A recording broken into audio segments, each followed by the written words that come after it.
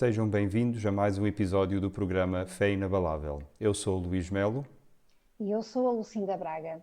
E juntos vamos estudar o currículo Doutrina e Convénios proposto no programa Vem e Segue-me.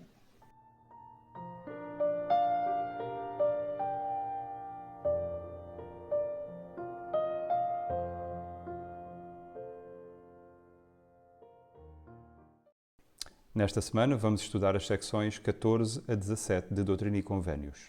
Recordamos que, apesar de tentarmos estar sempre em harmonia com as doutrinas oficiais da Igreja de Jesus Cristo dos Santos dos Últimos Dias, as opiniões expressas neste programa são pessoais e não vinculativas. Como sempre, vamos começar o nosso programa sugerindo 3 perguntas que gostávamos que vocês ponderassem durante esta lição e às quais iremos responder. A primeira pergunta é, numa só palavra, qual é o propósito principal da nossa existência mortal? Pergunta número 2, como podemos obter um testemunho do Livro de Mórmon? É importante termos um e que tipo de testemunho nós devemos ter? E número 3, como é que podemos prestar um testemunho que seja acompanhado por uma manifestação do Espírito Santo?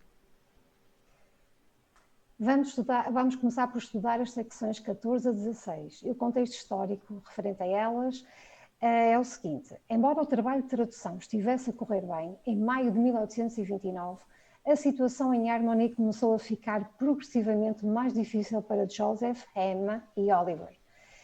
Havia cada vez mais hostilidade por parte dos vizinhos e cada vez menos apoio da família de Emma. Sentindo que Harmony já não era um lugar seguro, Oliver entrou em contato com um amigo, David Whitmer, que tinha mostrado interesse pelo trabalho de Joseph.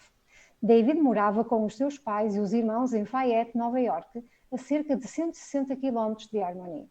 Ele e Oliver tinham-se encontrado no ano anterior. E Oliver tinha-lhe escrito várias cartas a relatar as suas experiências no trabalhar com o profeta. Ninguém da família Whitmer alguma vez tinha visto Joseph, mas quando Oliver perguntou a David se ele e Joseph se podiam mudar para a casa dos Whitmer a fim de terminar a tradução do Livro de Mórmon, os Whitmer prontamente lhes abriram as portas da sua casa. Muito bem, para começarmos então a nossa discussão das secções 14 a 16, vamos debruçar-nos sobre os versículos 2 e 3 da secção 14. Esta é uma revelação que foi dada a David Whitmer, que mais tarde se tornou uma das 3 testemunhas do Livro de Mórmon. E aqui o Senhor, através de Joseph Smith, revela: Eis que eu sou Deus, atenta para a minha palavra, que é viva e poderosa, mais penetrante que uma espada de 2 gumes, que penetra até dividir as juntas e medulas. Portanto, atenta para a minha palavra.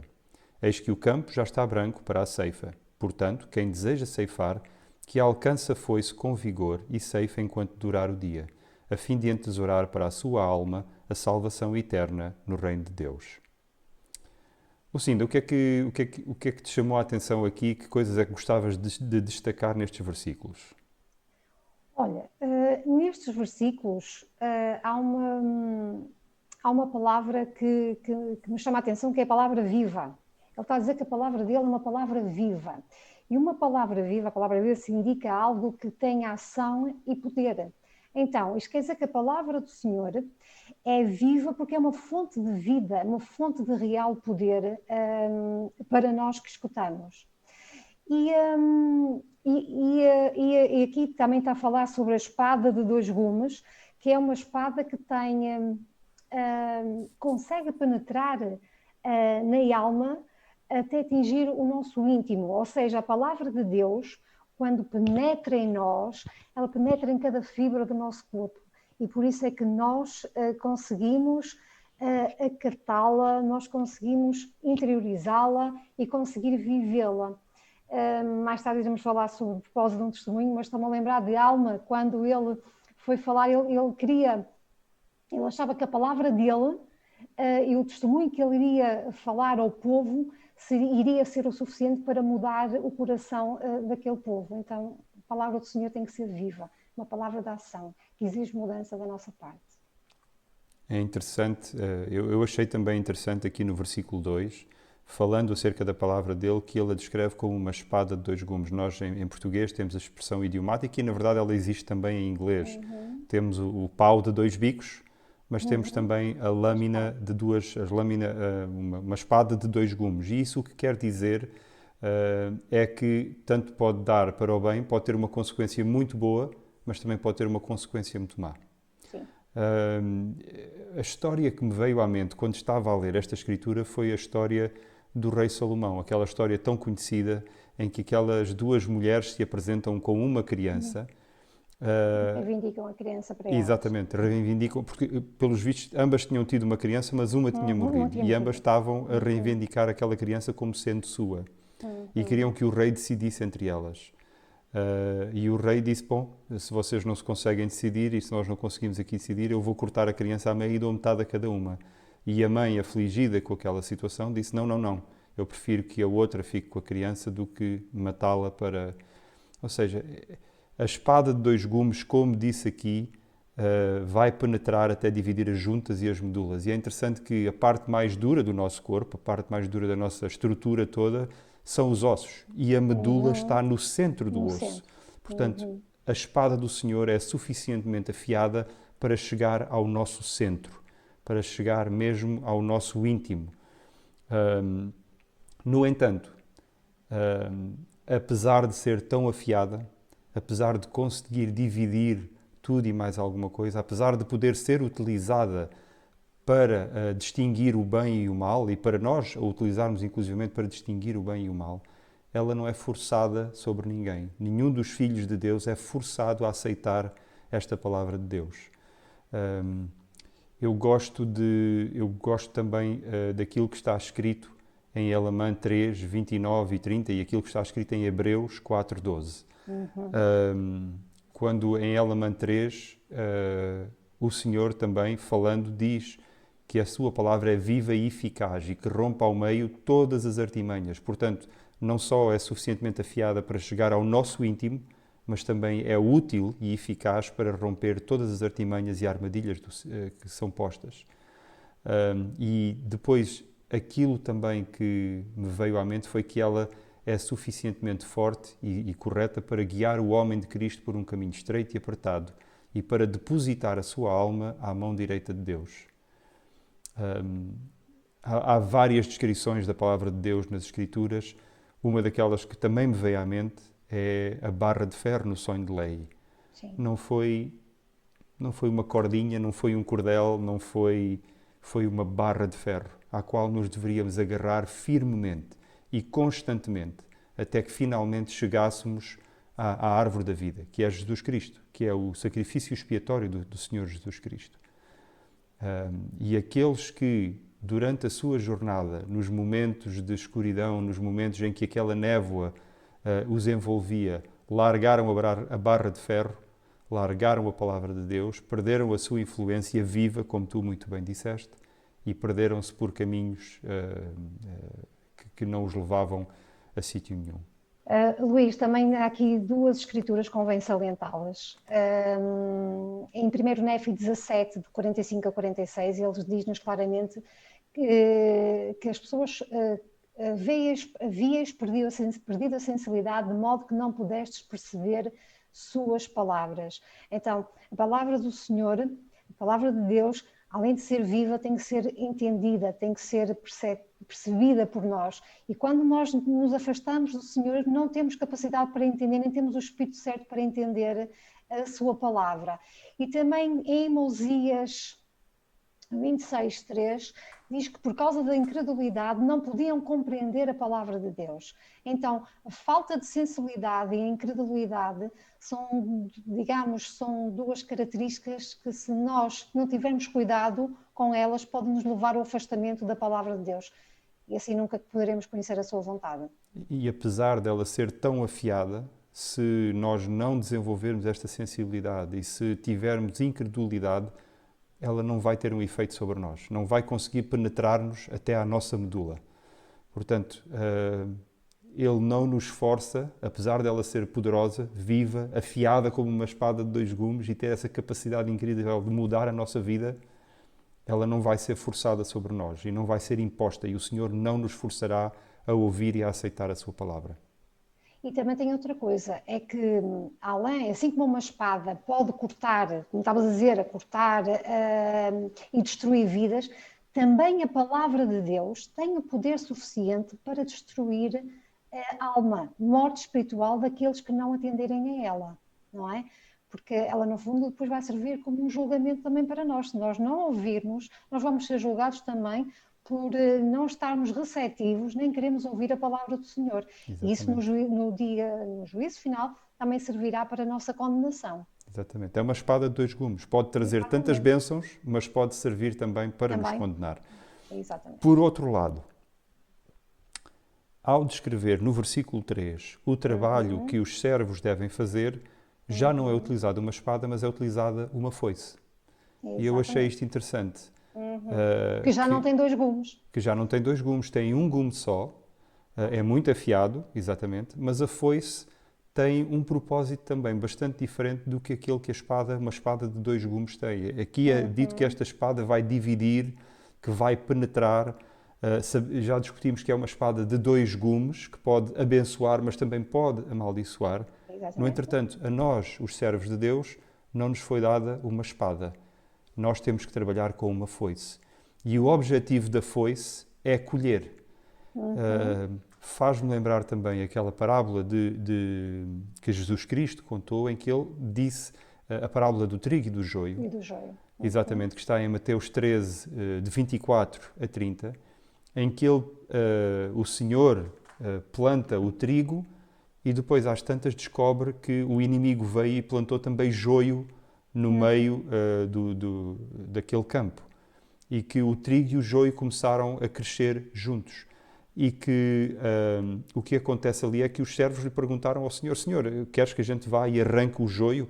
E o Senhor disse: Não, não arranquem o joio, deixem ficar, deixa que cresçam juntos. No dia da ceifa, iremos então ceifar e depois serão separados. O nosso objetivo aqui não é julgar. Não é É julgar o óbvio. trigo e o joio. Não é dizer aquele é trigo, aquele é joio, eu só vou dar atenção Nem temos àquele e essa vou menosprezar capacidade. aquele. O Não Senhor temos, tem não essa conseguimos, capacidade. exatamente. Nós não temos. Nós não conseguimos enxergar o coração das pessoas como Deus consegue. Exatamente. Portanto, A minha nós realidade utilizamos é a diferente da foice. tua. É, A maneira como eu sinto as coisas é diferente de ti, por isso não podemos julgar as pessoas nesse sentido. é isso mesmo. E por isso nos é dada a nós a foice e a incumbência de ceifarmos e de trazermos salvação não só à alma de todos aqueles que nós ceifamos, mas também à nossa própria alma. Exatamente. E aqui neste versículo 3, é engraçado que o simbolismo aqui retratado é o de um campo de trigo. E é curioso porque quando também Cristo estava na sua época, ele falava por metáforas e falava de coisas que as pessoas conseguiam compreender, de objetos que as pessoas, que fazia parte do cotidiano delas. E aqui ele também usa o campo de trigo, porque naquela altura também eles eram fazendeiros, eles eram agricultores, não é? E aliás, David Whitman, antes de ir buscar Joseph Smith e Emma e Oliver, ele precisava de arar o campo de trigo. E então aqui o simbolismo é precisamente um campo de trigo. Não o campo de trigo, aquele campo que está verdinho, mas aquele campo em que as espigas já estão bem Maduras. maduras, douradas, e que quando banhadas pelo sol, ao longe parece mesmo que estão completamente brancas. Então estas espigas somos nós. São as pessoas que estão preparadas para receber o Evangelho. E, na realidade, nos primeiros dias de restauração da Igreja, milhares de pessoas estavam preparadas para receber o Evangelho. Em menos de um ano, Wilford Woodruff conseguiu batizar mais de 2.000 pessoas na Grã-Bretanha. E as pessoas estavam preparadas para ouvir a mensagem e para se poderem filiar à Igreja. E naquela altura nós não estávamos a falar de uma pessoa de uma família ou duas pessoas de uma cidade, não. As pessoas eram as congregações inteiras que se juntavam para se filiar e para ouvir a palavra do Senhor e aceitá-la nas suas vidas. E por isso, quando aqui está a falar do campo de trigo, achei interessante eles falarem do facto de já estar maduro, as pessoas já estarem prontas para aderir à palavra, e também no facto de que os ceifeiros somos nós. E esta ceifa ainda continua, não é? O dia ainda não terminou. Aqui está a dizer, enquanto parar o dia ainda não terminou. E nós O continuamos, Salvador ainda não nos disse que já podemos parar. não disse, e nós continuamos a ser ceifeiros e nós andamos aqui através da divulgação da palavra, através do nosso testemunho, através das nossas missões, nós andamos como tu dizes bem, com a foice, a proclamar este Evangelho a todo o mundo. Não é? Muito bem. O versículo que eu gostava de que dessemos um pouco de atenção já agora de seguida está em 14, na secção 14, o versículo 9. Ok. Eis que eu sou Jesus Cristo, o Filho do Deus vivo, que criou os céus e a terra, uma luz que não pode ser escondida nas trevas. Alguma coisa que queiras destacar aqui? Olha, Luís, eu vou dizer uma coisa. Eu li um discurso do elder Larry Lawrence, dos 70, que ele marcou-me imenso, que fala sobre a luz. Os conceitos do Evangelho estão todos muito interligados. A conclusão é que eu chego. Está tudo interligado. Não se pode falar de um conceito sem falar de outro. Não se fala de arrependimento sem falar em perdão. Não se fala em orgulho sem falar em humildade. Não se fala em, sei lá, não se fala em arrependimento sem falar na expiação de Cristo. Pronto, está tudo muito interligado. E muitos líderes, eles falam sobre esta... para eles, qual é o propósito da nossa existência. E o elder Larry Lawrence, para mim, foi aquele que construiu um conceito muito interessante sobre a luz. Ele diz que, então, que o nosso sucesso na vida vai depender de quanta luz nós adquirimos enquanto estivermos aqui nesta vida mortal, nesta Terra.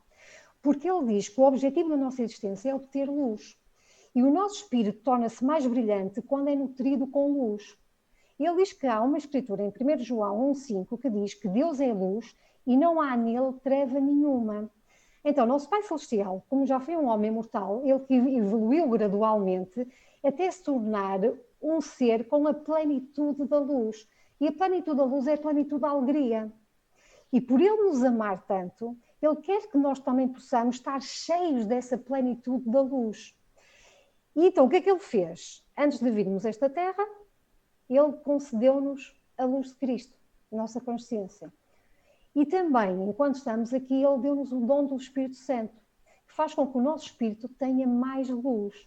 Por isso, ele diz, segundo o versículo, o discurso dele, ele diz que quando chegar a hora de nós sermos ressuscitados, como é que o Senhor irá determinar se receberemos um corpo terrestre, celeste ou celeste?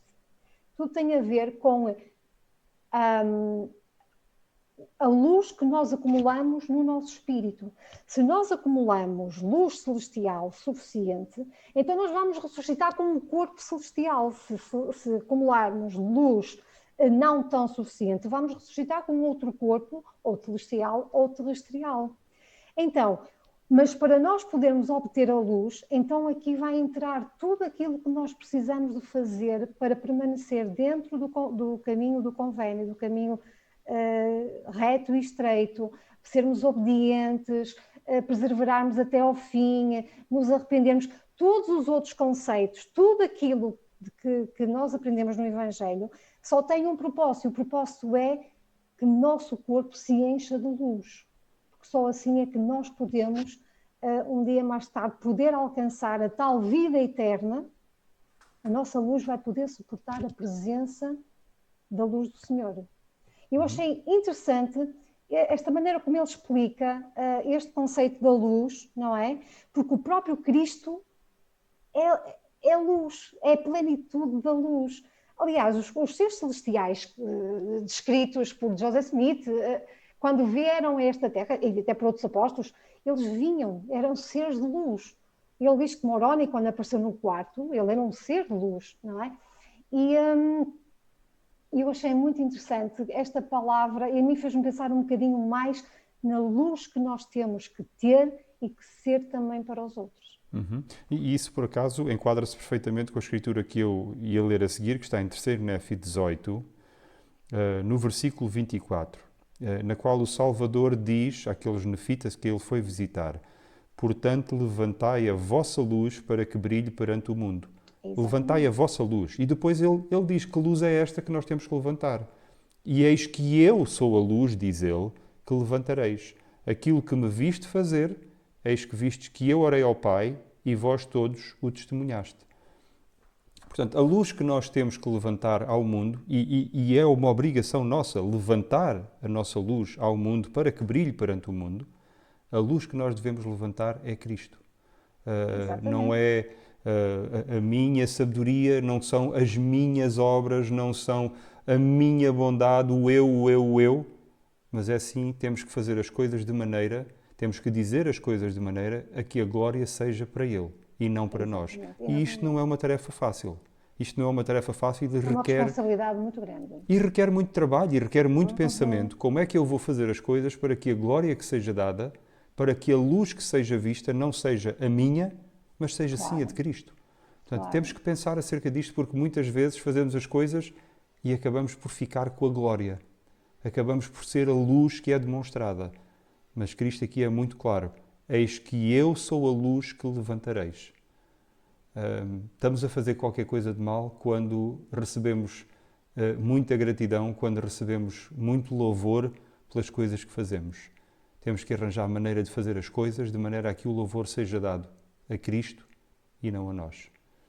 No versículo 11, o Senhor dirige-se diretamente a David e diz-lhe: és chamado para ajudar. Se fizeres isto e fores fiel, serás abençoado tanto espiritual como materialmente. E grande será o teu galardão. Ou seja, não será uma bênção, não serás ligeiramente abençoado material e espiritualmente, será uma bênção que será um galardão muito grande. Esta é a chave. Se nós queremos aqui na Terra receber um grande galardão, tanto material como espiritual, devemos estar empenhados e fazer e ajudar. E se nós formos fiéis, então a promessa que foi feita a David Whitmer recai sobre os nossos ombros também, sobre a nossa cabeça também. Seremos grandemente abençoados, material e espiritualmente. Grande será o nosso galardão. O tempo existe para nós, mas para Deus... Existe para o Senhor. Exatamente. Ele não está limitado por este nosso conceito temporal do tempo linear, ok? Claro. E então, estas bênçãos materiais e espirituais, nós podemos pensar, era tão bom que elas fossem já amanhã, era tão bom que elas fossem já durante esta fase da mortalidade para eu poder usufruir delas enquanto estou aqui na Terra. Mas isso é um conceito que faz notar bem, que faz sobressair bem a nossa mente limitada, de queremos as coisas já para agora, quando a nossa existência mortal é uma partícula tão pequena naquela linha, um ponto tão pequeno naquela linha que representa a eternidade da nossa própria existência. Sim. Pessoalmente, se as minhas bênçãos materiais e espirituais não forem cingidas a este ponto, mas se espalharem por toda aquela linha eterna, quão feliz eu serei. Não é que o Senhor me vá abençoar nessa altura e não nesta. Vamos então passar para Doutrina e Convénios 15 e 16, que são duas secções exatamente, palavra por palavra, iguais. E eu gostava de me focar aqui no versículo 6. Mas antes de passarmos a isso, eu achei interessante. Será que John Whitmer, a quem foi dada a secção 15, e Peter Whitmer, a quem foi dada a secção 16, não achariam estranho e será que o próprio Joseph Smith, se ele fosse uma fraude, se ele não fosse um profeta de Deus, não se sentiria compungido, obrigado a variar um bocadinho a revelação que teria recebido para um e para outro? Eu estou a pensar em mim próprio. Se eu fosse, eu ia dar uma bênção aos meus 2 filhos, como dou no início do ano, ou no início do ano escolar. E, no entretanto, eu estou a ouvir o Espírito, e eu estou-me a qualificar para poder estar a ouvir o Espírito quando eu os abençoo. E se o Senhor me dissesse para dizer exatamente a mesma coisa a um e ao outro, será que os meus filhos iriam ter a fé suficiente que aquela bênção vem do Senhor e não da cabeça do pai para dizer, olha, se o pai disse exatamente a mesma coisa, não é porque ele não tem mais imaginação, mas foi sim porque aquilo foi o que o Senhor lhe disse. Portanto, isto podia ter sido uma prova da fé para estes dois homens, ouvirem exatamente as mesmas palavras. Eu estou a imaginá-los a terem recebido isto, depois de o profeta ter registado estas duas bênçãos, e eles agarrarem nas bênçãos e começarem a ler um ao outro, mas olha, a minha diz exatamente como diz a tua, e a tua diz exatamente como diz a minha. Isto, Joseph Smith hoje não estava Não estava inspirado. Não estava inspirado. Foi O homem copy-paste. foi copy-paste, exatamente. O homem fez ali só o que disse a um, disse ao outro. Hoje não estava assim muito inspirado. Mas não, Joseph Smith disse precisamente aquilo que o Senhor lhe disse para dizer. Se ele estivesse preocupado com a sua credibilidade, se ele estivesse preocupado em enganar as outras pessoas, ele certamente iria pôr aqui alguma diferença para que as pessoas não o julgassem pela sua falta de criatividade. Mas não. Ele foi humilde e pôs exatamente aquilo que o Senhor disse. E o Senhor queria, tanto de um como do outro, exatamente a mesma coisa. E Luís, também tem uma coisa interessante. Repara, estas revelações eram de índole particular, não era para a igreja, eram para eles, não é? E o que acontece? Quando nós estamos a ler, nós sabemos que estas revelações foram direcionadas para eles. E podemos achar que elas são tão simples, tão... Básicas. Como é que eu ia dizer? Tão básicas, porque é que elas estão aqui inseridas? Quer dizer, nem sequer... Será que tem alguma utilidade para a igreja no geral? Mas, na realidade, Joseph Smith aí provou que realmente ele é uma pessoa honesta, porque da mais simples revelação até à mais complexa é a revelação do Senhor. E elas precisavam de estar aqui incluídas. E mesmo assim, muitos de nós, quando estamos a ler estas secções, muitas vezes podemos nos identificar com o John Whitmer ou com o Peter Whitmer. Podemos também. Esta também pode ser uma resposta para nós, não só para eles. Por isso, Joseph Smith poderia muito bem ter descartado estas revelações tão simples, de tão pessoais que elas eram, não é? Mas não, ele deixou-as, ele incluiu-as lá no livro das Revelações. Poderíamos debruçar-nos certamente sobre muitos versículos, mas existe um versículo que está aqui, que já foi repetido também em muitas outras revelações prévias, dirigidas a outras pessoas, mas sobre a qual eu gostaria que falássemos um bocadinho hoje. Okay. E é o versículo 6.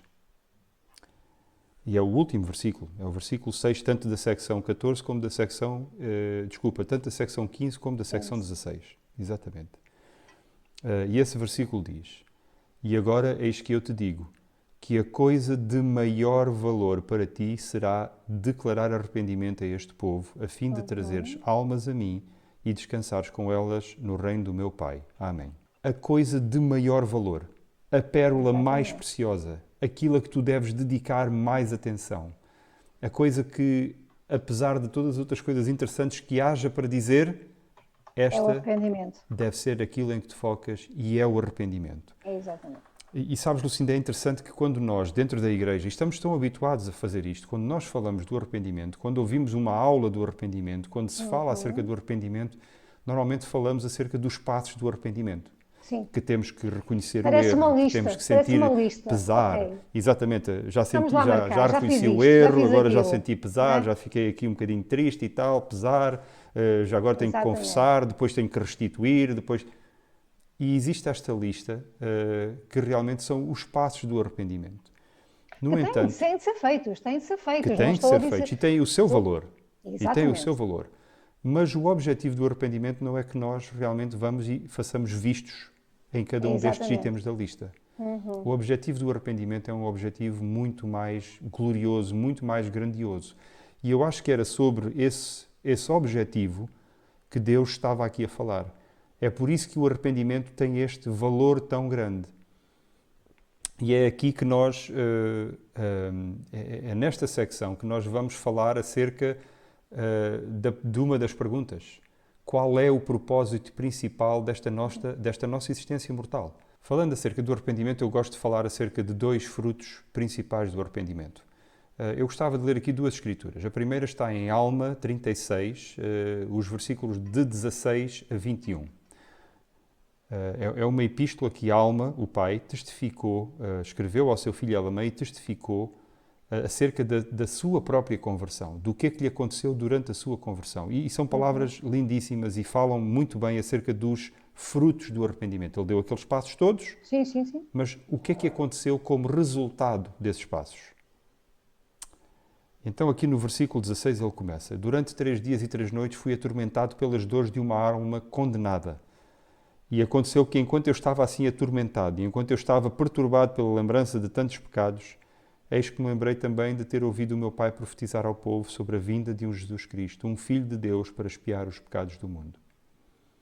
E no versículo 21, Alma, terminando este discurso ao seu filho Elamã, diz: sim, eu digo-te, meu filho, que nada pode haver tão intenso e cruciante como foram as minhas dores. Sim, meu filho, digo-te também que, por outro lado, nada pode haver tão belo e doce como foi a minha alegria. Por causa do arrependimento dele, aquela dor que lhe mutilava a alma, que o fazia sentir aquela dor, foi retirada. E tal como a dor foi substituída não só por um sentimento de não haver dor, de uma ausência de dor, mas não, foi preenchido, a alma dele foi preenchida por um sentimento belo e doce e de alegria. Portanto, este é, no meu ponto de vista, o primeiro fruto do Espírito Santo. É um sentimento belo e doce de alegria. Quando nós estamos a falar do arrependimento, eu gostava que, a partir de agora, nós nos começássemos a focar um pouco menos nos passos, que, mais uma vez, como disseste, são necessários, mas que nos começássemos a focar nos frutos do arrependimento. O que é que eu vou conseguir com o meu arrependimento? Será que é só uma data de passos que me fazem sentir ainda mais miserável do que eu já estou? Não. Claro. O objetivo disto é chegar a este fruto, que é esta doce alegria e paz. Essa alegria. Exatamente. E o segundo fruto do arrependimento que eu gostava de mencionar está muito bem descrito no Guia de Estudo das Escrituras. Sobre a palavra, sobre o tópico arrependimento. Eu gostava de ir para lá também. O Guia de Estudo das Escrituras esclarece que o arrependimento é a mudança da mente e do coração que gera uma nova atitude para com Deus, para consigo mesmo e para com a vida em geral. O arrependimento significa que a pessoa se afasta do mal e volta ao seu coração e a sua vontade para Deus. Então, o arrependimento aqui, mais uma vez, falámos dos passos, falemos agora deste fruto, este segundo fruto. O primeiro, já dissemos, foi a paz, uma alegria, uma felicidade doce. Mas o segundo é que o arrependimento sincero e verdadeiro causa dentro de nós uma mudança de coração. Portanto, esse é o verdadeiro objetivo do arrependimento. Óbvio. Eu tenho estado a ler um livro, uma das minhas grandes dúvidas é acerca do Espírito Santo. Quem é o Espírito Santo? É um filho de Deus, não tem um corpo, tem um espírito, ele é um membro da Trindade. No entretanto, nós ouvimos tanto no templo acerca de Deus e Jesus Cristo, e aqui está o terceiro membro da Trindade, nunca é mencionado. Nunca nós o vemos. A única aparição física que nós vemos que ele tem é no batismo de Jesus Cristo. Ele aparece no símbolo, aparece sobre a forma de uma pomba. Ele vai ter um corpo um dia? Quando é que ele vai nascer? Ou seja, existem todas estas perguntas para as quais eu queria obter respostas e estava a ter muita dificuldade em achar respostas a estas perguntas. E li este livro que se chama The Holy Spirit, que foi escrito por um professor da BYU. Na verdade, ele era o chefe do departamento de estudos religiosos da BYU. E o nome dele é Robert Millett. Não para me vangloriar, mas eu tive, enquanto aluno da BYU, tive a oportunidade de ter uma aula com ele. Este homem é um dos grandes teólogos da Igreja hoje em dia. Ele fala sobre os mais diversos assuntos com uma desenvoltura e com um conhecimento que denota bem que ele aprendeu estes princípios não só pelo estudo, mas pela obediência e pela uma vivência reta. Neste livro ele fala muito acerca do Espírito Santo e ele conta uma história pela qual ele passou como bispo de uma aula de estudantes da BYU. E ele entrevistava os seus jovens adultos com muita frequência. E uma vez ele chamou uma moça para ser entrevistada e esta moça disse que tinha um brilho. Ele descreveu esta moça como tendo um brilho fantástico. E ela entrou no seu gabinete com um sorriso nos lábios, sentou-se à frente do seu bispo e o bispo falou com ela, como estava a vida, fez aquela entrevista normal e depois, no fim, o irmão Millet, o bispo Millet, perguntou a esta jovem: tens alguma coisa de que te arrepender? Para a surpresa do irmão Millet, que foi apanhado desprevenido para a resposta que ela deu, ela disse: não, eu não tenho necessidade nenhuma de me arrepender. E o irmão Millet, naquele momento, sentiu o Espírito a dizer: está aqui qualquer coisa de mal. Há aqui um conceito que não está correto, que não está a ser corretamente entendido. Mas ele não conseguiu pôr o dedo na ferida, não conseguiu dizer: já sei o que é. Ele teve que ponderar um pouco acerca daquilo até descobrir o que é. E, mais uma vez, muitas vezes nós pensamos no arrependimento como algo que temos que fazer, como aqueles tais passos que temos que fazer quando fazemos qualquer coisa de errado. No entretanto, o bispo Millet percebeu-se, naquela altura, que o pecado não é uma pré-condição, não é um pré-requisito para o arrependimento. O arrependimento é algo que nós temos que fazer todos os dias da nossa vida. Constantemente. O nosso processo de aperfeiçoamento aqui na Terra chama-se arrependimento. Claro. A nossa mudança de coração de um homem que vive preso e subjugado pelo homem natural para aquele homem que é um homem espiritual, este processo chama-se arrependimento. Bem, nós todos os dias cometemos coisas erradas, quanto mais não sejam os pecados de omissão. Certo, mas eu já nem estou a falar acerca disso. Existem defeitos que são interiores a nós próprios e às vezes nem vou falar de defeitos. Basta um pensamento mau acerca de determinada coisa ou determinada pessoa. Mas Só eu isso já é... vou insistir, Lucinda. Eu nem estou a falar de Nem fazer chegas mal. aí, nem aí. Nem chega aí.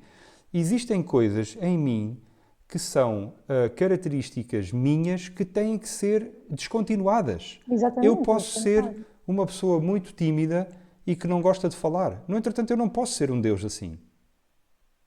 Eu posso ser uma pessoa que não tenho a capacidade de pregar o Evangelho. Eu não posso ser um Deus assim. Não me foi pedido que eu fosse uma pessoa boazinha. Aquilo que Jesus Cristo disse para resumir todos os mandamentos num só foi: sede vós, pois, perfeitos, como é perfeito o vosso Pai que está nos céus. Não foi sede vós bonzinhos, sede vós mais ou menos, ou deixem somente de pecar. Não. Mas Ele exigiu a perfeição.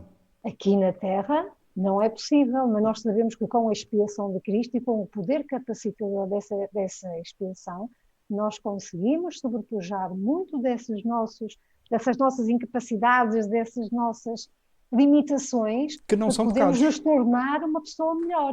Que não são pecados.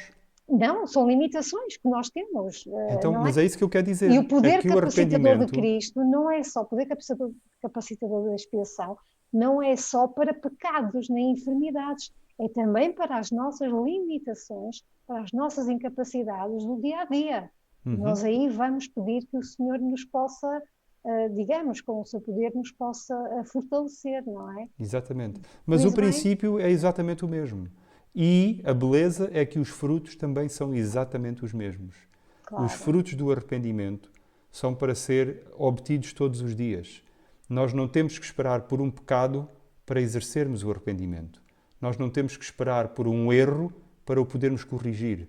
Claro. Nós temos dentro de nós próprios os frutos do homem natural, os frutos do corpo no qual estamos revestidos, no qual o nosso espírito está revestido, e que faz exteriorizar e que faz sair cá para fora com tanta facilidade e às vezes com tanta exuberância pequenos defeitos que já existiam em nós, na nossa existência pré-mortal. Faz parte da nossa personalidade. Exatamente. Delas, não é? Eu gosto de comparar... desculpa. Desculpa, e daí o facto de estes pequenos gestos diários em que nós nos comprometemos a mudar, em que nós recorremos ao Senhor para que isso aconteça, isso é que vai fazer com que em nós depois haja mais luz. Eu não sei se acontece contigo, Luís, mas eu às vezes estou na presença de pessoas que irradiam uma luz tão doce, uma luz tão tão boa que nos dá gozo estar na companhia dessa pessoa, dá-nos gozo falar com ela. São pessoas que irradiam luz no olhar, na maneira como falam, o seu semblante é completamente diferente. E eu tenho-me apercebido que essas pessoas, para mim, eu conheço algumas delas, são as pessoas que praticam a bondade, que se importam com os outros, são pessoas que se desprendem delas próprias e dão muito de si aos outros. Então, e nota-se quando realmente a pessoa envereda por essa mudança de coração e quer ser uma pessoa melhor, essa pessoa irradia luz. E ela chega lá pela prática do arrependimento. Perfeitamente. E essa luz é demonstrada e vem à superfície pelos frutos do arrependimento. Sim, sim. É a beleza deste princípio. O nosso profeta falou nas conferências gerais recentes, em 2019 e em 2020, e eu gostava de ler a citação que ele nos deixou, por exemplo, nesta de 2019. Muitas pessoas consideram o arrependimento uma punição, algo que deve ser evitado, exceto em circunstâncias muito sérias. É o caso daquela moça. Sim.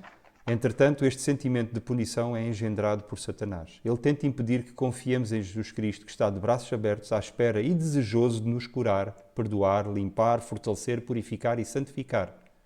A palavra arrependimento no Novo Testamento grego é metanoeo. O prefixo meta significa mudar. O sufixo noeo está relacionado às palavras gregas que significam mente, conhecimento, espírito e respiração.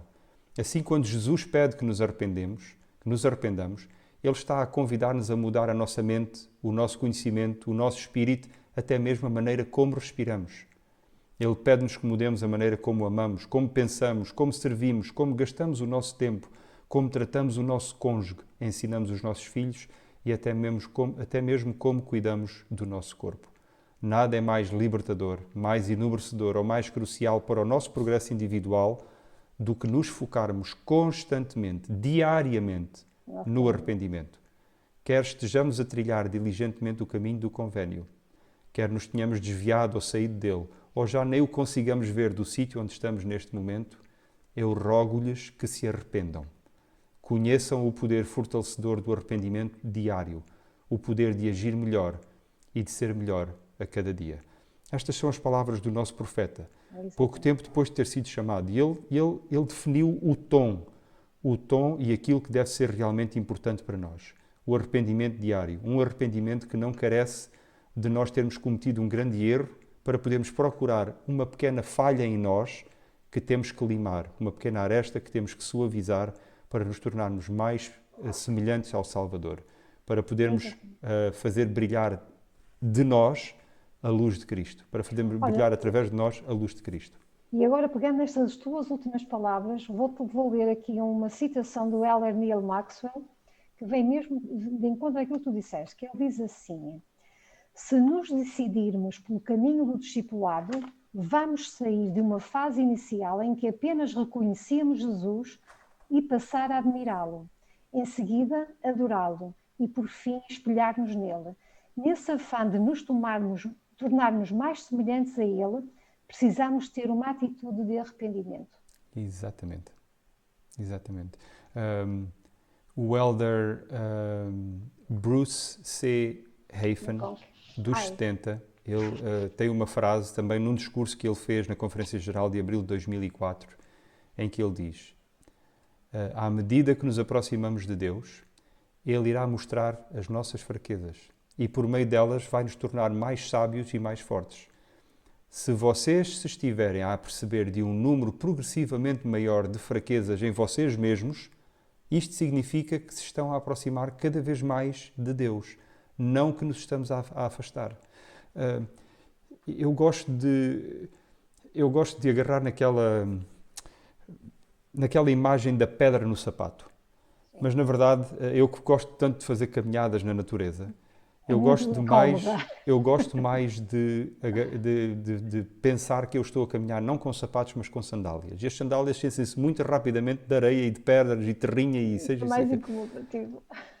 É claro que nós, enquanto temos uma sandália ou um sapato calçado, se temos uma pedra grande dentro do sapato, essa pedra vai nos incomodar bastante. Claro. E provavelmente nem vamos conseguir sentir as outras pedrinhas mais pequenas que lá estão É dentro, aquela que até que magoa. tiremos aquela grande. Claro. Mas quando tiramos aquela grande, de repente as outras revelam-se. E temos que, aos poucos e poucos, ir tirando as grandes, e estas talvez sejam os pecados, Claro. até que aquilo que resta sejam os grãos de areia, as nossas pequenas idiosincridades, os nossos pequenos defeitos, que são inerentes à nossa... Imperfeições, que são inerentes à nossa própria personalidade. Okay? E é isso que nós temos que, aos poucos e poucos, ir tirando. E isso faz-se tudo através do arrependimento. Tudo isso se faz através do arrependimento.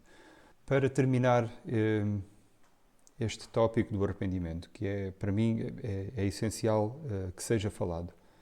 A irmã Bonnie Parkin, que foi Presidenta-Geral da Sociedade de Socorro entre 2002 e 2007, fez um discurso numa conferência geral, na sessão geral das mulheres, em que ela falou, e vocês devem realmente procurar este discurso e tentar vê-lo, não só lê-lo, mas vê-lo. E ela fala com uma sinceridade, ela fala com um amor que não pode ser fingido. E eu gostava de enfatizar ou de ressaltar aqui, destacar uma das frases que ela disse.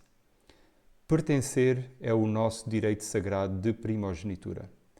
Como eu gostaria de aconchegá-las nos meus braços, de ir à Sociedade de Socorro com vocês. Como gostaria de conhecer o vosso coração e que conhecessem o meu. Levem o vosso coração cheio de caridade para a Sociedade de Socorro. E esta é a frase importante. Levem os vossos talentos, os vossos dons, a vossa individualidade, para que possamos ser um. O Elder Saulo, o Elder Franco, que é neste momento o 70 de área encarregue de Portugal, partilhou connosco este pequeno trecho deste discurso numa reunião de liderança que tivemos há uns tempos atrás, em Viseu. E eu, quando ele partilhou isto e quando eu vi, ele partilhou o excerto do vídeo, quando eu ouvi a irmã Parkin a dizer isto, o meu coração encheu-se de caridade e encheu-se de humildade e encheu-se de arrependimento, porque eu, por vezes, não trato os meus irmãos da devida maneira. E eu, nessa altura, fui inspirado a levantar-me e a fazer uma série de perguntas. E aquilo que eu perguntei a todos os outros que estavam presentes foi: e se a minha individualidade é que eu sou gay? E se a minha individualidade é que eu tenho tatuagens? Ou que eu fumo? Ou que eu tive um filho fora dos laços do casamento? Ou que eu não fiz missão? Ou que eu pinto o cabelo? Será que eu sou menos digno de um abraço?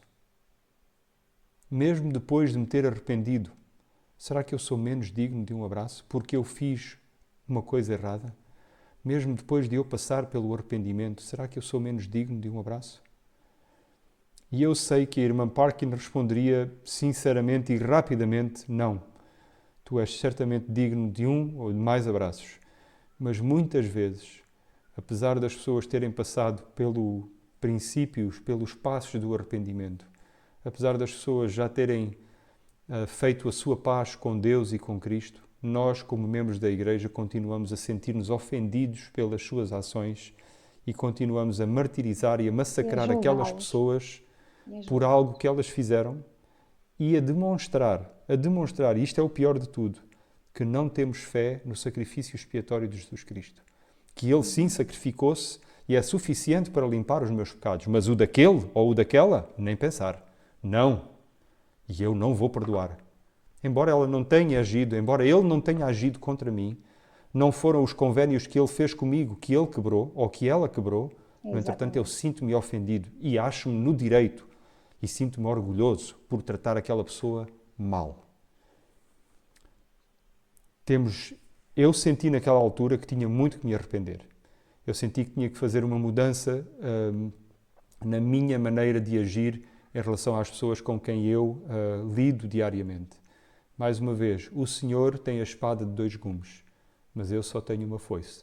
Eu estou lá para juntar, eu estou lá para abraçar.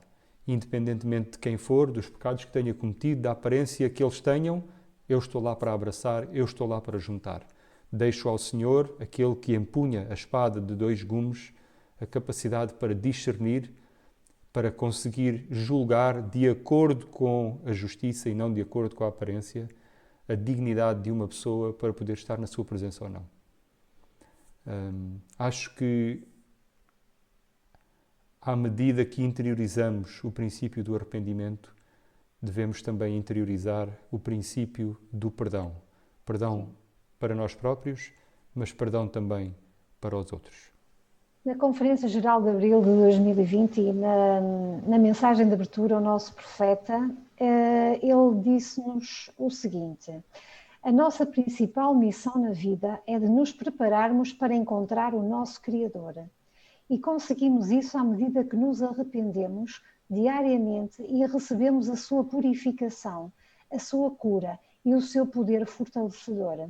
Podemos então sentir paz e alegria duradouros, até mesmo em tempos turbulentos. Lá está, a tal paz e alegria que tu falas dos frutos do arrependimento, não é?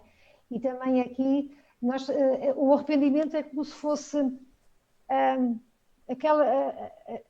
ignição que abre, que aciona a lei da misericórdia, não é?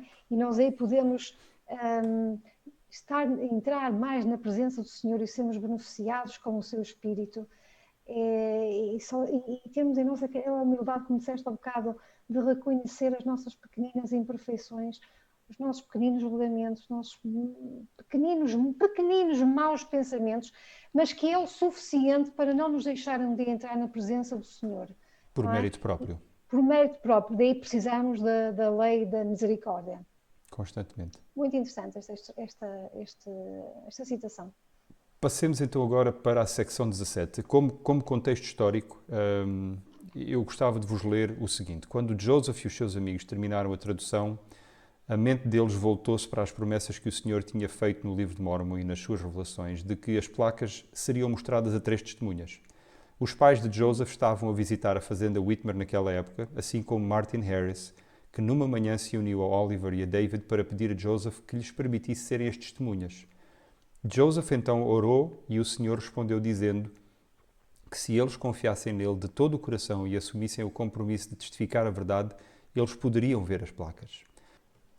Então, além de Joseph Smith, neste momento já tínhamos mais 3 homens que também tinham visto as placas, o Urim e Tumim, o peitoral, a espada e a liaona. No entanto, temos um registro de que houve uma pessoa que viu e que teve uma experiência semelhante a esta, antes destas 3 testemunhas terem tido esta experiência. Lucinda, queres falar um pouco acerca disso? Olha, assim, é a história de Mary Whitmer, a esposa de Peter Whitmer Sr., a mãe de David Whitmer, não é? Uhum. Ela tinha muita fé no trabalho de tradução de Joseph Smith e por isso ela aceitou que viessem mais 3 pessoas para a casa dela, mesmo sabendo que isso iria exigir muito dela. E o que exigiu? Ela tinha que cozinhar, ela tinha que lavar, era muita carga doméstica em cima dela, não é? Não havia as comodidades que há hoje. Eu não consigo me pôr no lugar dela, não sei o que é ter uma família de 8 filhos e nem parecer mais 3 pela casa adentro. Mas eu sei que ela foi uma grande mulher, porque mesmo assim ela nunca murmurou, ela nunca resmungou. Mas estava a sentir-se cansada, estava a sentir-se assoberbada. Estava cansada, não é? E no fundo ela não se questionava, mas ela, como qualquer pessoa, estou aqui a fazer este esforço todo, será que aquilo que eu estou a fazer é merecedor da atenção do próprio Senhor?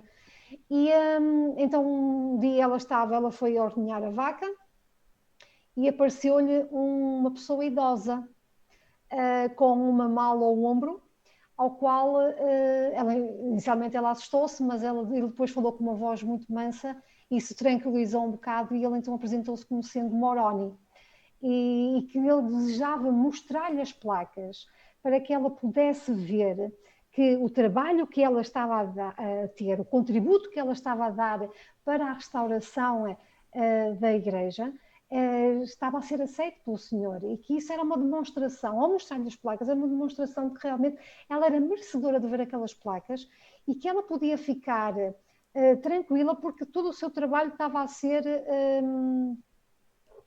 aceito pelo Senhor.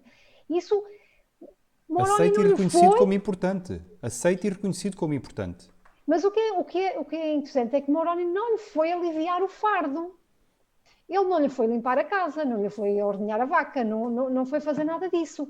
Mas o facto dela saber que, afinal, tudo o que eu estou a fazer é para um propósito maior e que realmente o meu contributo é também importante na restauração da igreja, ela aí já se sentiu mais conformada, mais aceita com os... Porque ela nunca, uma coisa que ela nunca resmungou, nem nunca murmurou, ela só estava cansada. E ela então, a partir daí, começou a fazer o trabalho com um outro ânimo. Pronto. E é uma história muito bonita, porque eu fico assim a pensar, mas será que eu era capaz de ter a atitude que ela teve? Porque uma coisa é virem visitas à nossa casa e nós 1, 2, 3 dias até conseguimos aguentar. Agora, eram 3 pessoas que tinham entrado e ela nunca tinha visto nada de concreto, de palpável, em relação a este trabalho. Aliás, Luís, eu vou-te dizer uma coisa, eu tenho uma admiração muito grande por todos estes homens do início da igreja, porque eles tinham fé na palavra de Joseph Smith. Eles nunca tinham visto as escrituras, como tu disseste, nem Oliver Cowdery com as escrituras ali à frente, ele nunca tinha visto as placas. Se agora me aparecesse uma pessoa aqui e dissesse que tinha visto um anjo, que lhe apareceu, que ele estava a traduzir um livro, queria vir para a minha casa, mas que eu nem sequer podia ver o que ele estava a fazer, eu com certeza talvez fosse duvidar um bocado da palavra dele, mas eles não.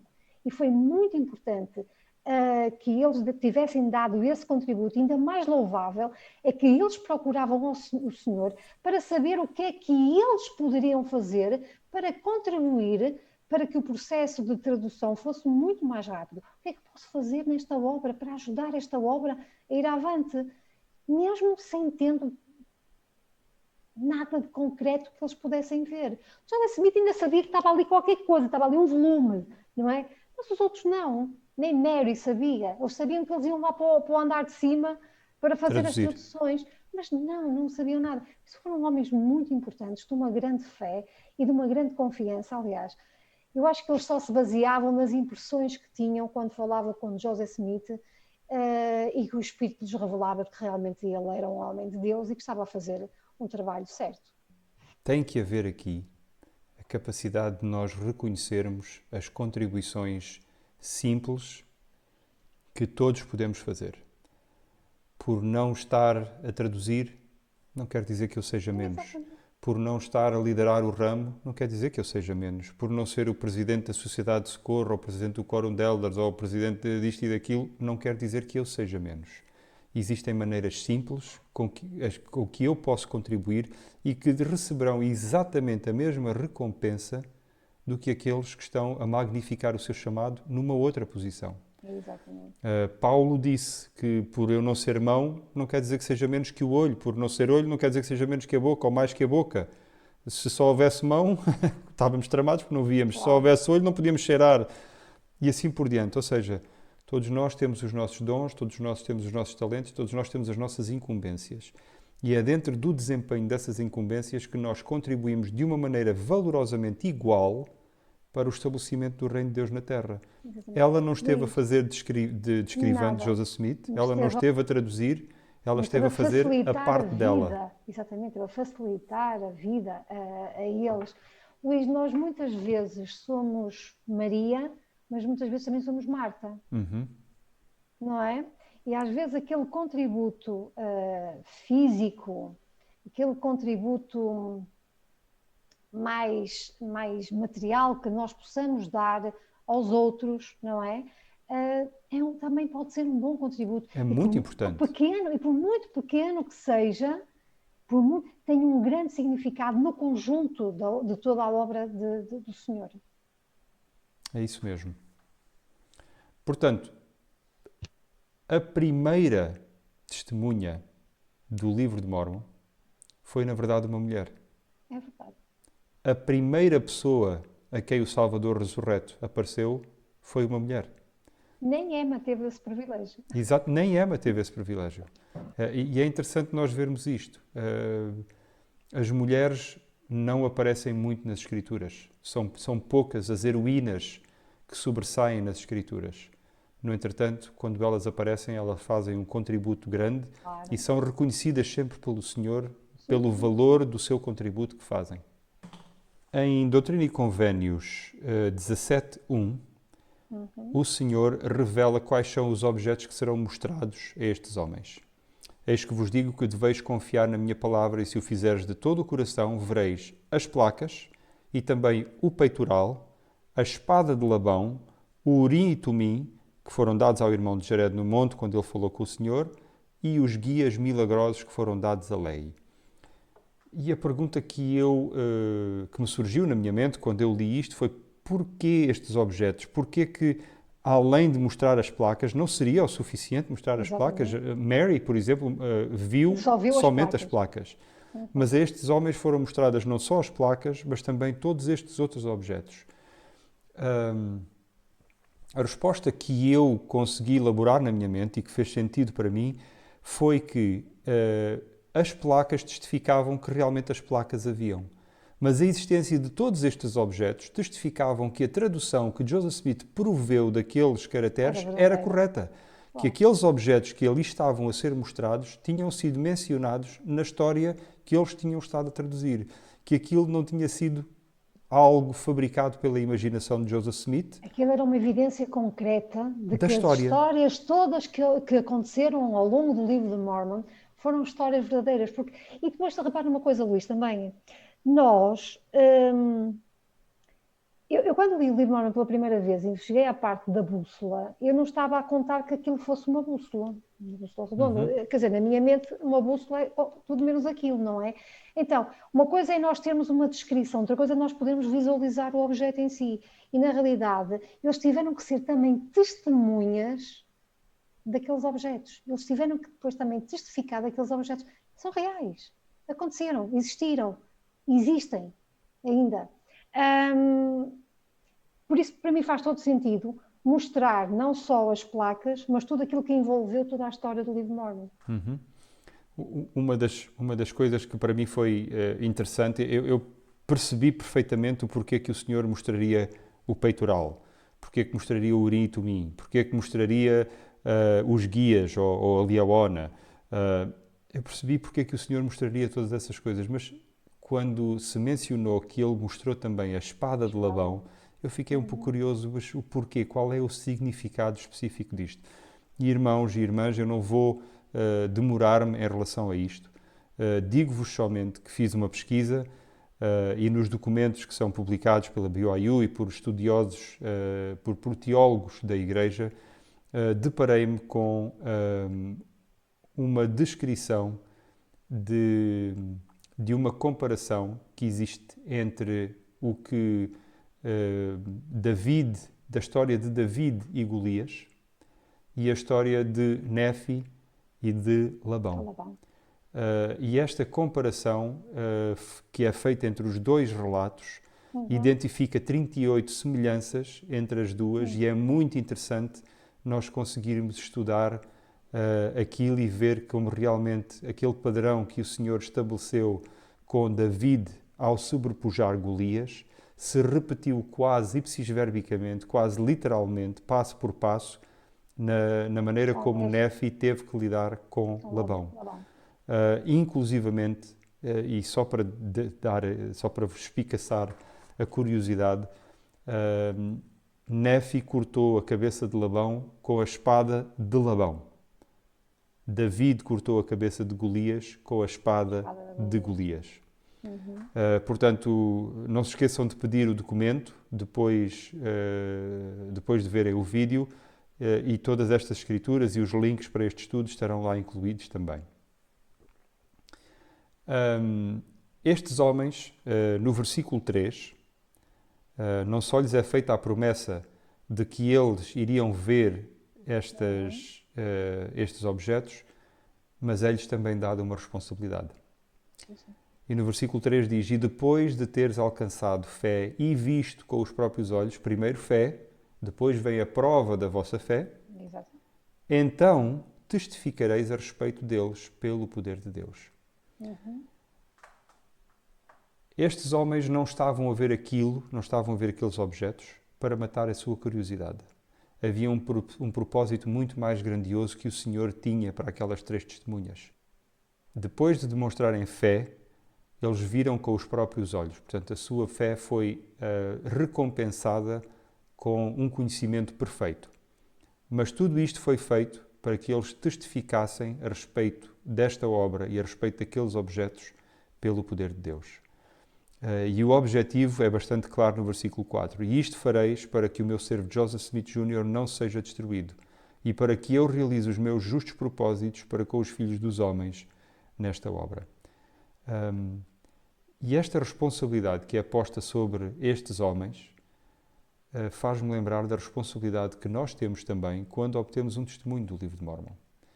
Nós temos que ler, nós temos que ponderar, nós temos que depois perguntar a Deus e nós recebemos um testemunho. E para que é que recebemos este testemunho? E eu atrevo-me a dizer que nós recebemos um testemunho do livro de Mórmon exatamente para a mesma coisa que estas 3 testemunhas receberam o testemunho, que é para testificar a respeito da veracidade destas coisas pelo poder de Deus.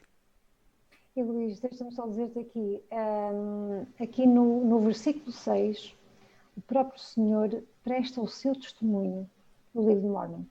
Porque ele diz, e ele traduziu o livro, sim, aquela parte que lhe ordenei, e assim como vive o vosso Senhor e o vosso Deus, ele é verdadeiro. Se o próprio Senhor diz que o livro de Mórmon é verdadeiro, quem somos nós para dizer o contrário? A pergunta que eu gostava de fazer e que nós já fizemos no início é: e o que é um testemunho? Como é que nós testificamos? Acerca de prestar um testemunho, o elder M. Russell Ballard, na Conferência Geral de outubro de 2004, no discurso que se intitula Testemunho Puro, disse: um testemunho é a confirmação de uma verdade eterna, gravada no coração e na alma das pessoas pelo Espírito Santo, cujo principal ministério é o de prestar testemunho da verdade, especialmente no que se refere ao Pai e ao Filho. Portanto, é a confirmação de uma verdade eterna e é um testemunho dessas verdades. A minha experiência na Igreja faz com que me preocupe com o facto de que muitos dos testemunhos dos nossos membros se restringam ao sou grato por e ao eu amo. Mas bem poucos são capazes de dizer com humildade e sincera clareza eu sei.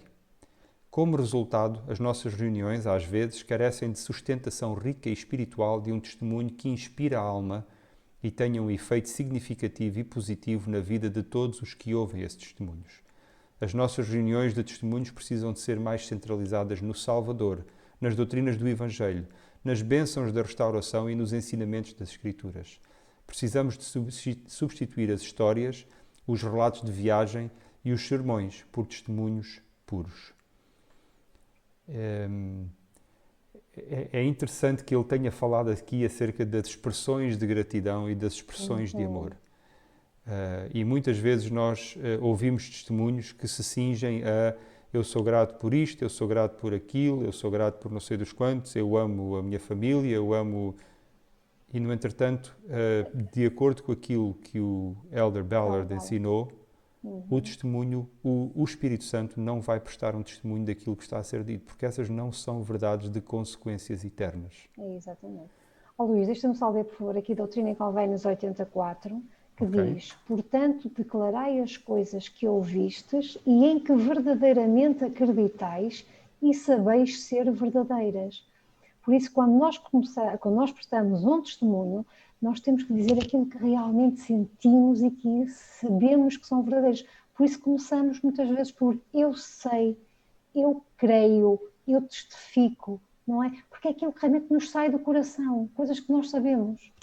Coisas que aprendemos através do próprio Espírito. Do Espírito, através do Espírito, não é? Exatamente. Por isso, é isso que tem... Quando nós contamos um relato, uma história, ou sei lá, um acontecimento, sei lá, que aconteceu na nossa vida, em relação com a nossa família, assim, às vezes realmente há certas experiências, certas histórias que as pessoas contam-nos porque depois querem testificar sobre o princípio que estão a querer ensinar. Mas, na realidade, o testemunho tem que ser o tal conhecimento e a certeza de uma verdade que a pessoa aprendeu através do Espírito. De outra maneira, é uma história. Nós no Distrito do Algarve estudamos o Vem e Segue-me na terça-feira. E nesta última sessão que nós tivemos de estudo do Vem e Segue-me, eu prestei no fim da reunião o meu testemunho acerca da primeira visão e acerca de Joseph Smith. E fiz isto depois de ter passado a semana anterior a estudar acerca dos vários relatos que existem feitos por Joseph Smith acerca da primeira visão. E quando eu acabei de prestar o meu testemunho, uma das irmãs que estava também a participar daquela reunião disse: Presidente Mel, porquê é que você prestou o seu testemunho assim? Houve uma coisa qualquer diferente na maneira como você prestou o seu testemunho, que eu não tinha ouvido ainda, uma coisa que me fez sentir o Espírito. E eu pensei, eu não fiz nada de diferente, eu meramente prestei o meu testemunho acerca de Joseph Smith. Mas talvez eu tenha feito, naquela altura, com mais convicção.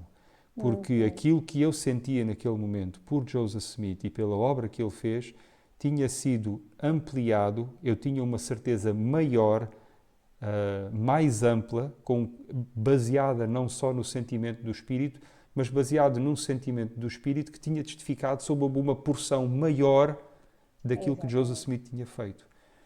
E então eu fui capaz de, com as minhas palavras, prestar um testemunho sobre verdades de consequências eternas para nós e para tantos outros filhos do Pai Celestial, sobre a obra que Joseph Smith tinha feito.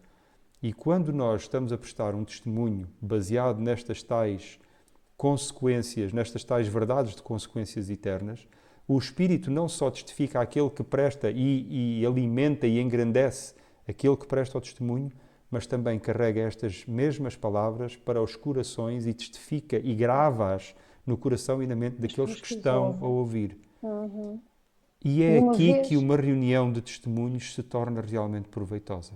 Exatamente. Quando testificamos de verdades de consequências eternas e o Espírito transmite essa mensagem às pessoas que estão a ouvir, mas também solidifica e queima e grava essa mensagem pelo fogo do Espírito Santo na alma daquele que está a prestar esse testemunho puro. Exatamente. E como as coisas de Deus são conhecidas através do poder do Espírito, também têm que ser declaradas por esse mesmo Espírito. Só assim é que faz sentido, não é? E já que estamos a falar de testemunho, como é que nós podemos obter um testemunho do Livro de Mórmon?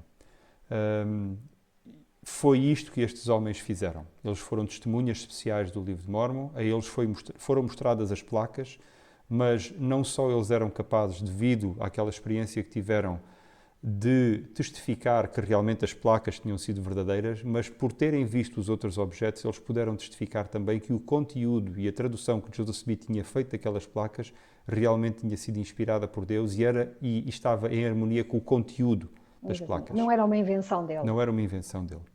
No entretanto, para nós, que não vamos ter, pelo menos agora, por agora, a oportunidade de ver as placas, de ver a espada de Labão, o urim e tumim, o peitoral e assim por diante, Moroni, exatamente, mas tem o mesmo resultado. Moroni deixou-nos uma maneira para nós podermos saber também como é que, se o Livro de Mórmon realmente é aquilo que clama ser, não se é verdadeiro, mas se é realmente um outro testemunho de Jesus Cristo, um outro testamento de Jesus Cristo. E eu gostava de saltar para aquela escritura que é tão conhecida por todos nós, que está em Moroni 10, de 3 a 5. E fazendo uma leitura rápida destes versículos, eu gostava de chamar a atenção a algumas coisas que aqui estão reveladas. Irmãos, eu gostava só de mostrar aqui as minhas escrituras, não sei se conseguem ver com os reflexos todos, talvez não dê, mas elas estão marcadas com muitas cores, existem muitas anotações, muitas referências cruzadas que eu próprio fiz ao estudar esta escritura. E eu gostava só de compartilhar com vocês algumas coisas interessantes aqui. Eis que desejo exortar-vos, diz Moroni, quando lerdes estas coisas. Esta é a primeira coisa que temos que fazer. O fazermos uma oração sobre o livro sem antes termos provado deste fruto, não vai surtir o resultado que nós estamos à espera.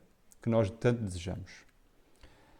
Caso Deus julgue prudente que as leais. Se vocês estão a ler isto, foi porque Deus julgou prudente que vocês lessem estas coisas.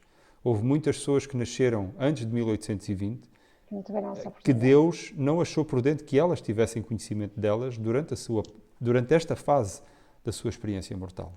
Quão abençoados somos. A vos lembrares de quão misericordioso tem sido o Senhor para com os filhos dos homens. Sabem que eu decorei esta escritura, Moroni 10, 3 a 5, decorei-a durante a minha missão. E eu gostava de passar o livro de Mórmon, naquela altura ainda não havia telemóveis, pelo menos destes smartphones, eu gostava de passar o livro de Mórmon às pessoas e de pedir-lhes que elas acompanhassem aquilo que estava escrito à medida que eu ia citando estes versículos. E quando chegava a esta porção que aqui está, a vos lembrardes o quão misericordioso tem sido, eu queria sempre saltar isto à frente, muito rapidamente, para chegar à próxima secção que eu achava que era importante, que é esta parte em que diz a meditar sobre isto em vosso coração. Mas sabem que esta parte de vos lembrares de quão misericordioso tem sido o Senhor para com os filhos dos homens é crucial e essencial para que nós possamos receber um testemunho do livro de Mórmon. E mesmo aqueles de nós que já fomos batizados, que somos afiliados à Igreja, se calhar há alguns de nós que ainda precisam de receber ou de fortalecer o testemunho que têm do livro de Mórmon. E o lembrarmos do Salvador é aquilo que as orações sacramentais dizem que devemos fazer para ter connosco constantemente o seu Espírito.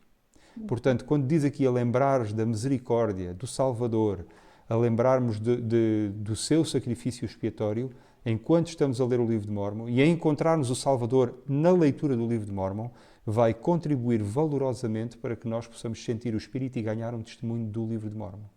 Okay? E depois disso, então, vem a parte de meditar sobre isto no nosso coração. Lembrem-se, irmãos, que Nefi não obteve um testemunho das palavras do seu pai por estar a orar. Nefi obteve um testemunho quando ele estava a meditar, a ponderar sobre as palavras do seu pai. Okay? E quando receberes estas coisas, eu vos exorto a perguntardes a Deus, o Pai Eterno, em nome de Cristo, e depois vem aqui uma parte interessante. Se estas coisas não são verdadeiras. E é interessante que eu muitas das vezes peço aos missionários, a quem estou a ensinar este mesmo princípio, que citem este discurso. E quando eles citam este discurso, eles dizem a perguntar a Deus, o Pai Eterno, em nome de Cristo, se estas coisas são verdadeiras. No entretanto, aqui não diz que se são. Diz se não são verdadeiras. E eu gosto de confundir ainda mais as coisas. Então eu vou aos missionários e digo, então, mas se vocês vão perguntar se o livro de Mórmon não é verdadeiro e se tem um bom sentimento, o que é que isso quer dizer? Quer dizer que ele não é verdadeiro.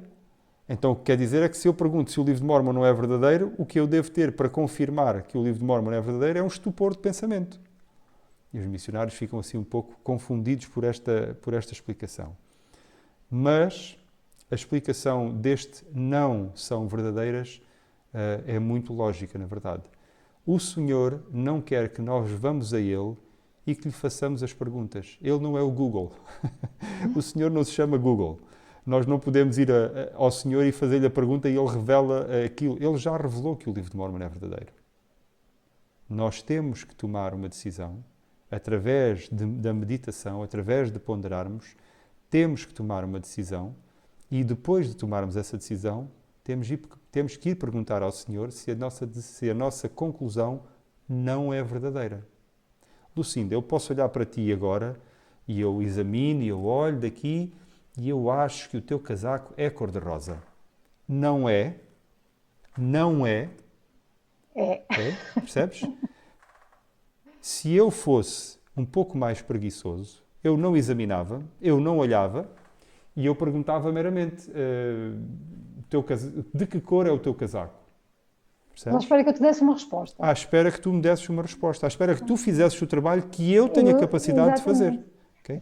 Mas eu não. Divina. Eu tenho primeiro que examinar, tenho que chegar à minha própria conclusão, tenho que a verbalizar e perguntar ao Senhor se a minha decisão não está correta. Claro. A minha gravata é azul. Não é de que cor é a minha gravata. É a minha gravata, eu examinei, é azul. Não é.